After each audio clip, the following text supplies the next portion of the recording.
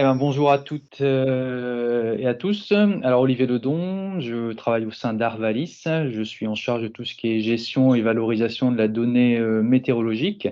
Et j'anime également l'équipe modélisation qui a en charge la réalisation d'outils d'aide à la décision, essentiellement ciblés sur les aspects maladies des céréales à la paille et des ravageurs. Voilà. Donc là, je vais vous présenter une première appropriation, entre guillemets, de la prévision d'ensemble au sein d'un outil Arvalis de bilan hydrique. Alors, c'est la première année où on a eu l'occasion de pouvoir tester ces données, donc on était un petit peu en phase d'appropriation et d'évaluation et de découverte également. Donc, vous verrez que c'est pas forcément encore des choses qui sont très, très carrées en façon de parler, mais ça nous a permis au moins de mieux appréhender cette donnée. Alors, le jeu de test qu'on a utilisé sur cette campagne, alors au niveau météo, on en a déjà beaucoup parlé, hein, c'était les données IFS. Alors, une échéance à 7 jours, 50 membres. Alors, 7 paramètres étaient disponibles. Je les ai listés là dans le tableau à gauche. L'intérêt pour nous, dans le cadre du bilan hydrique, c'était surtout la variable précipitation. C'est d'ailleurs celle-là qu'on a essentiellement mobilisée pour cette phase de test, sur une période qui s'est étalée du 12 mai au 10 septembre. Donc, on a eu à disposition 83 fichiers. Donc, sur la base de cette période, on avait un fichier par jour. Alors, on n'a pas vraiment eu un fichier par jour parce que il y a eu des petits ratés parfois dans la récupération des fichiers, mais ça nous a quand même permis, dans la grande majorité, de pouvoir avoir des premiers résultats assez intéressants. Et le fichier IFS, hein, du Centre européen de prévision à moyen terme, on l'a eu à disposition grâce justement au postdoc de Bachar, dont il vous a présenté les travaux juste avant. Alors, au niveau agronomique, on avait défini 10 parcelles pour suivre un peu les différents bilans hydriques, qui représentaient à peu près six sites répartis un peu partout sur la France. On a voulu avoir une représentativité géographique. Au niveau des parcelles, c'était surtout du maïs qu'on a voulu évaluer. Avec, pour chacune des parcelles, on a défini une date de semis, un réservoir utile. Et on a mis en œuvre tout ça dans notre 3D Irelis. Alors, Irelis, on a donc mobilisé de la climatologie pour les données passées, et ensuite on a envoyé, entre guillemets, la prévision ensembliste, que les pluies, hein, je voulais préciser, hein, c'est important pour la suite. Et couplé avec les données parcellaires, ça nous permettait d'avoir un suivi en temps réel de l'état de la réserve en eau du sol. Alors, Irelis, je vais faire une rapide présentation d'Irelis, juste pour préciser un peu ce que c'est. C'est un bilan hydrique qui permet le suivi du stress au niveau de la parcelle et le déclenchement d'une possible irrigation. Alors, c'est un outil qui est déjà qui est utilisé, hein, sur la droite, ici, vous avez un peu les différentes possibilités comment dire, en 2002, ce que ça représentait en termes de parcelles et de nombre d'hectares suivis. C'est un outil multi-espèces. Vous avez sur le petit tableau sur la gauche qui vous donne un peu les principales espèces qui sont couvertes par Irelis. Et en fait, Irelis sort un conseil sous forme graphique, tel qu'on peut le voir là. Donc, qui va prendre en compte les pluies, les irrigations, qui va simuler, alors bien sûr, le réservoir utile, hein, parce que c'est ce qui va un peu initier la quantité d'eau disponible dans le sol. Et en fait, on va avoir une courbe ici en bleu qui va évoluer en fonction des pluies et des irrigations, de la demande en eau de la plante et de l'évapotranspiration, sachant que le réservoir utile, lui, est évolutif en fonction du développement de la plante. C'est-à-dire que plus la plante se développe, plus elle va pouvoir l'explorer, le réservoir utile pour extraire de l'eau, sachant que bien sûr ce réservoir utile n'est pas infini et il est limité aussi par la variable qu'on a pu définir en amont de la modélisation. Voilà pour les grandes lignes. Alors la première approche, une fois qu'on a mis, ces données ensemblistes dans l'outil Irelis, ça a été un petit peu de fournir un tableau de bord à mes collègues pour qu'ils puissent un petit peu, davantage s'approprier cette donnée météo qui était un petit peu nouvelle, hein, étant donné que nous on avait surtout l'habitude d'utiliser de la prévision déterministe, hein. Donc on avait une seule valeur, et on faisait confiance à cette valeur. Donc en fait, pour s'approprier un peu cette donnée, on l'a représentée sous forme de quatre graphiques. En haut, alors on va commencer par celui en haut à gauche, c'est le box plot des précipitations pour les 50 membres pour un site. Alors ici, c'était le site d'Ancre-en-Bade qui est à côté de Toulouse sur la période du 12 juillet au 27 juillet, hein, c'était la période de séjour de prévision. Donc vous avez là les box plots des précipitations. Ensuite, en haut à droite, vous avez le box plot du déficit en eau du sol. Si après on descend à gauche en bas, c'est le box plot de l'état de la réserve racinaire.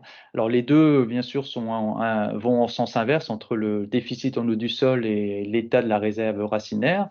Et puis le graphique qui est en bas à droite, c'est les besoins en irrigation. C'est-à-dire qu'on a regardé, on a un peu forcé le modèle Irélis pour déclencher une irrigation quand on considérait que alors, le déficit en eau du sol était supérieur à l'état du réservoir facilement utilisable. Donc là, vous avez le nombre d'irrigations. Alors, je vais prendre l'exemple ici, par exemple, du 14 juillet. Vous voyez que vous avez 39, vous avez un chiffre 39, donc ça veut dire que sur les 50 membres, 39 membres considéraient avec l'outil Irélis qu'il fallait apporter une irrigation à ce moment-là. Donc après, vous avez les différentes répartitions en fonction des différents membres. Alors, le côté tableau de bord, c'est intéressant, hein, mais c'est pas forcément suffisant pour pouvoir juger de la qualité des prévisions. Donc, on a voulu quand même rajouter quelques critères d'évaluation. Donc, les critères d'évaluation, ils sont au nombre de 4. Alors, un diagramme de Talagrand, hein, qui permet juste, c'est une approche visuelle, hein, qui va surtout permettre de comparer les distributions prévues et observées. Le CRPS, alors on en a beaucoup parlé, donc je pense que vous avez été sensibilisé à ce que ça peut apporter comme information, et c'est assez usité, comme on l'a précisé, pour les données ensemblistes. Et puis après, peut-être des critères un peu plus classiques et qui sont plus apparentés à des données, à des prévisions déterministes, la RMSE et la MAE. Alors ici, les observations, bien sûr, c'est les sorties Irélis qui ne mobilisent que la donnée de la station météorologique. Ça sera important pour la suite, sachant que on a également uniquement utilisé comme variable d'étude le déficit en eau du sol. Donc on est vraiment d'une sortie opérationnelle de l'outil Irélis. Alors, si on regarde le diagramme de Talagrand, qui est l'équivalent d'un diagramme de rang, il permet d'évaluer la cohérence entre la distribution fournie par l'ensemble et celle liée à la variable observée. On va ainsi étudier la fiabilité des prévisions sur l'ensemble des observations.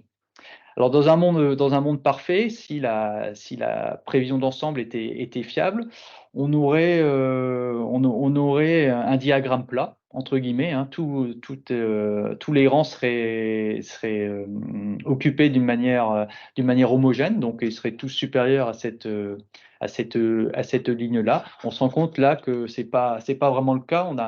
On a un diagramme asymétrique qui semble montrer que la prévision d'ensemble est entachée d'un certain nombre de biais, comme ça a pu être mentionné au cours des présentations précédentes. Donc, à côté de ce diagramme de Talagrand, on a donc calculé la valeur de RMSE, hein, en prenant la moyenne des prévisions, de la prévision ensembliste par jour d'échéance. Donc, on va de 1 jour jusqu'à 16 jours. Alors, sans vraiment révolutionner les choses, on voit bien que la prévision d'ensemble se dégrade se dégrade avec l'échéance. Ça, on s'y attendait un petit peu, hein, mais c'est confirmé. Et il semblerait même qu'en fait, on ait une dégradation qui s'accentue très très fortement à partir du 8e jour, entre guillemets. Donc, comme la prévision d'ensemble, elle court sur 15 jours, sur 16 jours exactement, on semble voir là qu'au-delà de la première semaine, on a une dégradation beaucoup plus forte de cette prévision qui est certainement liée au fait qu'on utilise la variable précipitation et qui se retranscrit dans la variable étudiée dans Irélis. Ensuite, en termes de CRPS, alors sur le graphique de droite, vous avez en abscisse les ordonnées, en abscisse, oui, en abscisse les échéances, pardon, et en ordonnée la valeur de CRPS. Donc on retrouve un peu le même constat que pour la RMSE, hein. On a un CRPS qui augmente avec le temps, même si pour les premières échéances, il est relativement faible, même si on peut observer que pour certaines situations, certaines simulations, on a déjà des valeurs de CRPS qui peuvent être relativement importantes.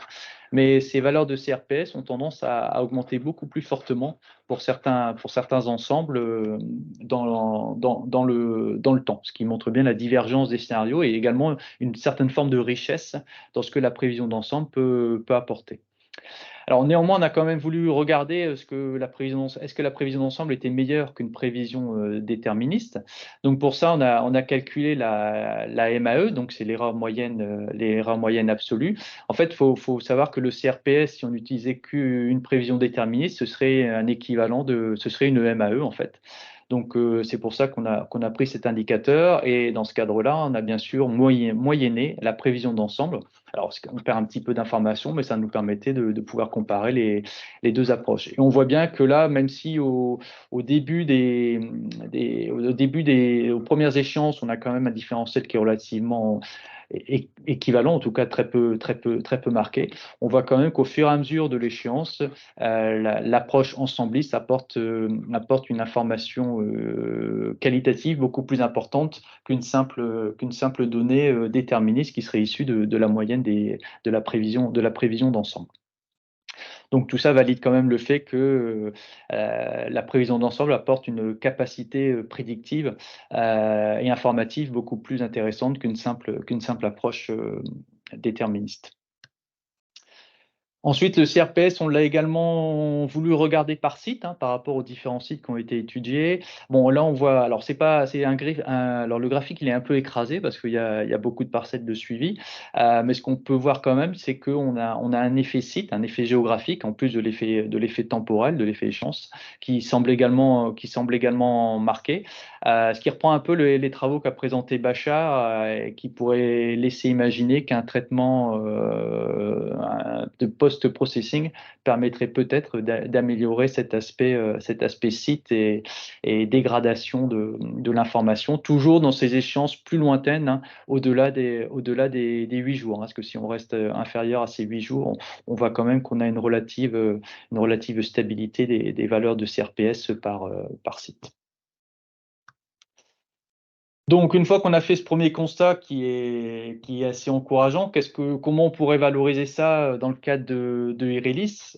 Alors, c'est une liste qui reste encore à caler et à finaliser, hein, mais en première approche, une fois après un petit débriefing avec les collègues qui ont pu manipuler les sorties du tableau de bord. Bon, c'est clair que le premier constat, c'est surtout que ça nous permettrait d'affiner le conseil opérationnel et de fournir à l'agriculteur une meilleure organisation sur la durée du tour d'eau. Donc lui, ça va lui permettre de mieux se positionner et peut-être de mieux positionner ses tours d'eau. C'est également un moyen d'associer l'agriculteur à la prise de décision et de lui permettre également de mieux comprendre les enjeux liés à la prévision météorologique et aux conséquences sur les capacités d'apport d'eau au niveau de sa parcelle. Et c'est aussi un outil pédagogique, hein. Ça permet de montrer un petit peu la difficulté de la prévision météorologique et toute l'incertitude qui est associée, hein. C'est peut-être un peu, comment dire, le fait que l'agriculteur a tendance à prendre un peu la prévision au pied de la lettre parfois et à pas comprendre pourquoi dans certains cas, la pluie qui était prévue n'est pas tombée ou pas dans les quantités qu'elle était annoncée. Donc je pense que c'est quand même une manière intéressante de lui montrer ou de lui redire à nouveau que la prévision météorologique, ben, elle est entachée d'incertitude et que forcément, quand elle est amenée à se tromper, d'autant plus que quand l'échéance est lointaine. Alors la question se posera toujours sur le rendu de l'information, c'est comment arriver avec cette masse d'informations issue de cette prévision à retranscrire une information qui soit facilement utilisable et exploitable par l'agriculteur. C'est toujours un petit peu le serpent de mer. Aujourd'hui, on n'a pas encore on n'a pas encore bien réfléchi à la solution parfaite qui permettrait, s'il y en a une, qui permettrait de restituer cette information. Donc, en conclusion de cette première phase d'évaluation qui reste bien sûr à compléter, je dirais qu'on a des premiers résultats qui sont encourageants, qui vont demander à être finalisés, avec bien sûr une petite difficulté au niveau de ces nouveaux indicateurs de performance comme le CRPS, qui sont un peu nouveaux au niveau des collègues. Donc, il y a une phase d'appropriation à devoir faire et oui, c'est ça. En fait, c'est tellement neuf qu'ils ont un peu de mal à appréhender ces nouveaux indicateurs. Peut-être des règles de décision à construire, en particulier pour le calendrier d'irrigation, hein. Si vous vous souvenez du graphique que je vous ai montré, c'est qu'on a quand même une répartition des dates d'irrigation qui sont étalées dans le temps. Donc, comment on gère ça, entre guillemets? Est-ce qu'on attend qu'on ait un nombre minimal d'ensembles qui demandent qui proposent une irrigation pour dire il faut faire une irrigation? Est-ce que c'est dès le premier jour où on dépasse tant de pourcentage d'irrigation, on dit ben, l'irrigation est confirmée ou elle va devoir être mise en œuvre. Donc tout ça, va peut-être pouvoir s'approcher via un score de Brière, hein, qui est également un nouvel indicateur de performance qu'il va falloir s'approprier. Néanmoins, on voit quand même tout l'intérêt et le potentiel de cette donnée, donc on souhaite pouvoir continuer cette évaluation en 2024, hein, sur une période sans doute plus complète et puis sur un nombre de sites plus important et également l'étendre à d'autres variables agronomiques. Là, dans cette première phase d'évaluation, on n'avait pris que les pluies. Ça pourrait être intéressant aussi de rajouter les températures pour l'estimation des stades et l'ETP, qui est une variable également prise en compte dans le cadre de l'outil IRALIS. Je vous remercie.